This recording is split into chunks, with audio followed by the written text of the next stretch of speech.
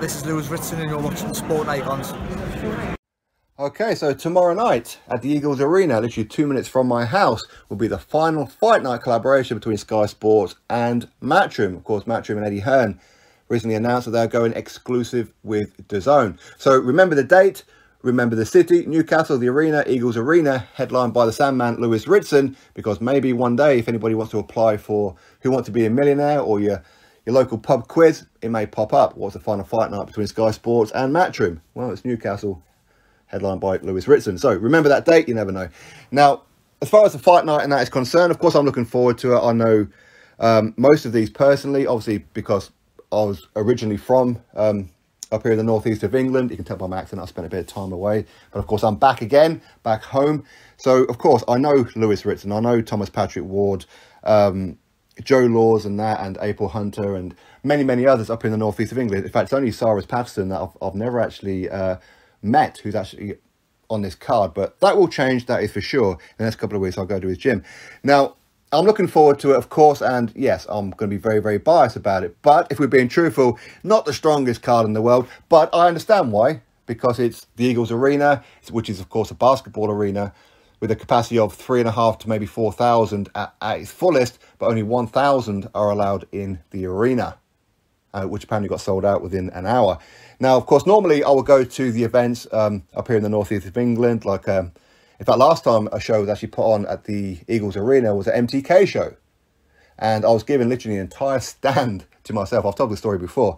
It was a little bit like Billy No Mates in that at times, but it was only me and IFL, as in Andrew McCart. They were actually allowed backstage to literally roam in and out of the arena to the backstage and have a chat with the fighters and everything. And, you know, I spent most of my time speaking to the fighters backstage, just having like a regular conversations and whatever. So MTK treated me very, very well. I didn't ask for any kind of special privileges, but, you know, they gave them to me. So I'm not going to say no. But when it comes to Matchroom, this will be the first Matchroom show since I've been back in the northeast that I haven't actually attended.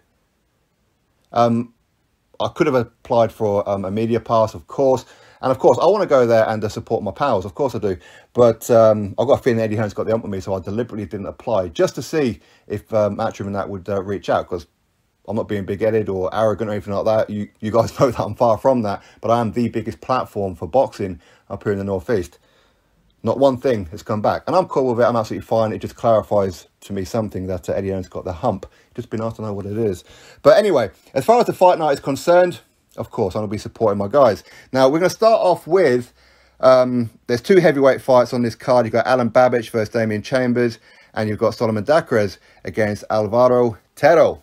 Now, this will be Solomon Dacres' second professional fight, and this will be Alan Babbage's seventh professional fight. And of course, Alan Babbage, he's managed by my good pal Dillian White. Now, I will say, though, I mean, Alan Babbage's opponent, okay, he's a cruiserweight. Yes, Alan Babbage isn't that big himself. In fact, it's only usually about 10, 15-pound difference for when they fight, because Damian Chambers is predominantly a cruiserweight. But again, he's only had 12 fights, 11 wins and 1 loss. So it'll be interesting, and I understand why. Obviously, because Babbage, he is coming off of an injury because of his shoulder and everything. And with Solomon Dacres as well. I mean, to be honest with you, I mean, him taking on the opponent of Alvaro Terro, 5 wins and 11 losses and 2 draws, if I can speak. I might get myself all tongue-tied there. It would have been nice had they reached out to my very good pal, 3-0 heavyweight, Stephen Robinson. Maybe one of these two could have fought Stephen Robinson here. And the only reason that I'm saying that is because it's Newcastle. This is his city. It would have made more sense to have Stephen Robinson in the opposite corner, or instead of one of these two. It would have made more sense. But they didn't reach out whatsoever. I don't know. I've got a feeling that Matchroom, he's got... No, I'm not even going to say it. But either way, it would have been nice. I mean, had I known that Alan Babbage was going to be on this card, say, a little while ago, I may would have actually reached out to Dillian White about saying, maybe let's have Babbage versus Stephen Robinson. But in some ways, I can understand it not happening, because obviously it's going to be a huge risk for Babbage. I mean, for me, sorry, Dylan, but, you know, Stephen, I believe that Stephen would beat Alan Babbage. But Stephen, he hasn't had a fight in, 15, 16 months. And so, of course, he needs a couple of fights to get back into it. The last thing in the world that, you know, he should be doing, especially at this point of his career, is going in ring rusty against dangerous opponents. And that's exactly what Babbage is. Solomon Dacres, I would fancy Stephen Robinson to beat him 7 days a week. I'm not being disrespectful, but I would. But of course, Eddie Hearn, he's not going to want, like a Solomon, to take a loss this early in his career. So I can understand it from one perspective, but point is, it would have been nice as it is Newcastle. But moving on, Adam Babish is going to win this one quite comfortably, and Solomon Dakaris, of course, he's going to win that one as well. April Hunter, I probably interviewed her more than anybody else, to be honest with you. It's only probably Stephen Robinson and Dillian White that I may have actually interviewed more than April Hunter. Anyway, she's a lovely girl. She's funny as hell and that as well. But, of course, she's going to be making her 4th professional fight against a journey girl, journey woman, whatever you want to call them, against Claudia Ving, I think is how you pronounce it. I don't know. But 3 wins and 27 losses. Now, April Hunter, I've been getting her to call out the likes of Cecilia Brackhouse and all these kind of like a top girls, even before she even had her professional debut. And I actually interviewed April. I was the first person to interview April right after her first professional fight, of course, so she won that one.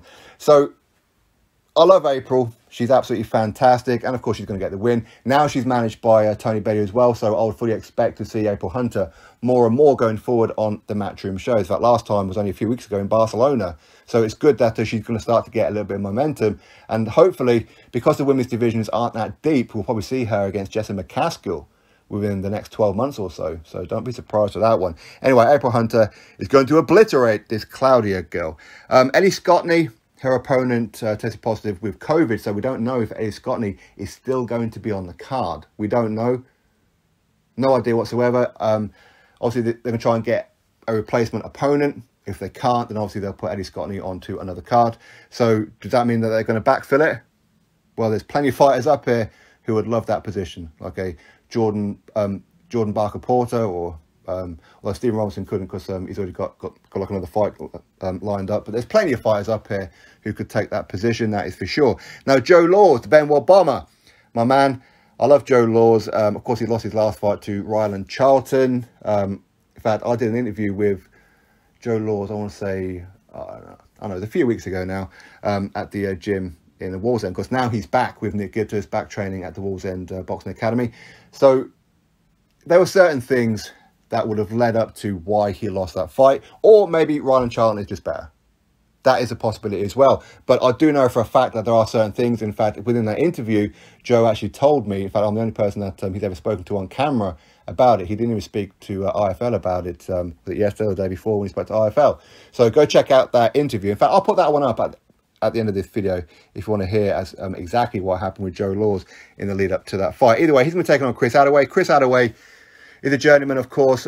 We've seen him around with many fighters, that's for sure. 10 wins and 69 losses and 4 draws. So you would heavily favour Joe Laws. But now he's back with Nick Gitters as well, because that fight with Ryland Charlton, he wasn't with Nick Gitters, but now he's back with Nick Gitters. So expect to see the old Joe Laws back, but with a bit more technical savvy and patience about him. Cyrus Patterson, he's going to be making his professional debut at super welterweight. Seems like a lovely guy, really does. In fact, a few of the people up here in the Northeast who have spoken to me about Cyrus Patterson before, along with like the McCormack twins and what have you, say that Cyrus Patterson is a quality, lovely guy and everything. I don't know yet, I haven't met him. So I'm led to believe that he really is. But inside the ring, he can switch it on. Apparently, he's a real super talent. I mean, I've seen bits of him in the amateurs, of course, but apparently he's a real super talent. So looking forward to him. He's going to be taking on a guy with 4 wins and 2 losses. So that's a bit of a test for a pro debut. Doesn't usually work out that way, but against Yonsho Markov. Either way, best of luck to Cyrus Patterson, and I'll probably catch up with him within the next couple of weeks afterwards. Always spoke about Adam Barrett. So Thomas Patrick Ward, one of the nicest people I've ever met in boxing. Honestly, he's such a humble, nice, well-spoken guy. Many times, you know, he's just walked up to me and everything, whether it be at the Metro Centre or at some press conferences or whatever it may be. Of course, once in a while we'll like a text, but I absolutely love Tommy Ward. He's well deserving of a world title shot, and to be honest with you, I think that a lot of it is just bad management on his team's part, whether it be Frank Warren, whether it be Salita Promotions, whether it be MTK. I don't know, but he should have already had his world title shot by now, and it's not a case of that a world a world champion should give him a voluntary, because he's already ranked like a right way up there, but it should be mandatory to force the champion to fight him, either fight him or vacate the belt. That's the kind of position that he should be in, but his management team are not guiding him in those particular fights. I don't know why. I have no idea why. Hopefully going forward, now that he's more of a stable part of MTK, and of course with Matchroom, hopefully he stays with Matchroom for the foreseeable future, because Eddie, he will throw him into the world title fights, and he will offer the champions money that they probably wouldn't get anywhere else. So either way, Tommy is going to be taking over somewhat of a tick-over fight. 17 wins, 5 losses and 6 draws. Eddie Valencia Marcedo. I don't know who he is. I've never seen him fight before. Apparently he's a Mexican, so could this Mexican come over and cause another upset on a Brit? Let's hope not. For me, Tommy Ward, he's going to win a world title, and he's going to bring the world title back. He's trained under Neil Fannin down there in Hartlepool. But I love Tommy Ward. He's one of my favourite people. He really is. So best of luck to him, and I want to see him in a world title shot, hopefully before the end of this year. And of course, the main event, the Sandman Lewis Ritson taking on Jeremias Nicholas Ponce. Is it Ponce? Ponce? I don't know. I think I'm going to keep with Ponce, because it sounds a little bit more professional, rather than say that Lewis Ritson's fighting a Ponce. What can you do? Anyway, he is 27-0. Of course, Lewis Ritson, he's 21-1. The one defeat, of course, when he fought for the European title, where, let's be honest, he was absolutely weight drained in that one. But either way, I know a lot of people are saying that, you know, he was gifted a decision in his last fight and everything. And, you know what, I can certainly see that for sure.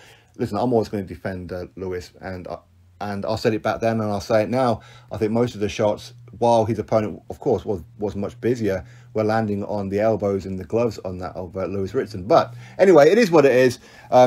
Now he's back training with his dad, so he's no longer down there in Hartlepool with Neil Fannin. His dad, I love his dad. Dave Ritson, he's such a quality guy. He's just hilarious in that as well. He really is. I mean, I've only ever had like a brief conversation, but each and every time he's managed to make me like a chuckle a little bit.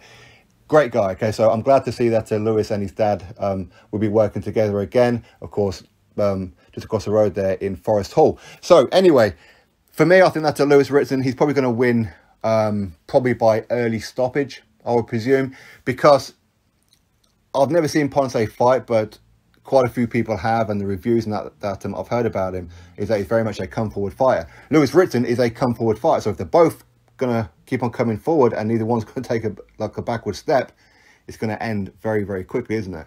They can't stand there for 12 rounds just going toe-to-toe. If they did, well, one hell of a fight, right? Anyway, that's my thoughts on this whole fight card. You drop me yours, click thumbs up, subscribe. Catch you on the next video.